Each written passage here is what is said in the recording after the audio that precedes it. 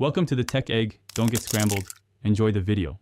You begin by confirming Gstr, return period, and user permissions.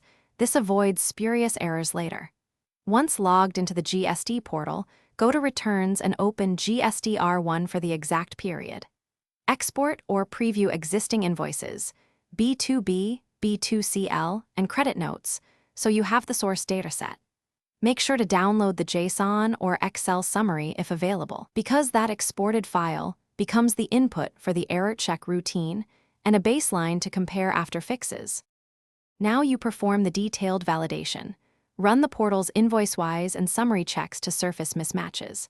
Focus on recurring flags such as wrong Gstr formats, HSN code, or tax rate mismatches, and negative or zero taxable values that the system rejects. Export the validation or error report as CSV or JSON with line references so you can trace each problem back to the originating record. Once done, group errors by type to apply batch fixes more efficiently rather than one by one. Finish by correcting the source data in your accounting system or the offline utility, then regenerate and re-upload the corrected JSON or Excel file.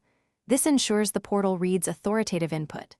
Rerun validation and confirm error count drops to 0 before submission, and if amending a past period, use the prescribed amendment flow. If you still see unexplained portal faults, clear cache, switch browsers, or attempt a fresh session. If unresolved, escalate with the GST help desk, providing the exported error report and screenshots. Thanks for watching. Consider subscribing if I helped unscramble your problems.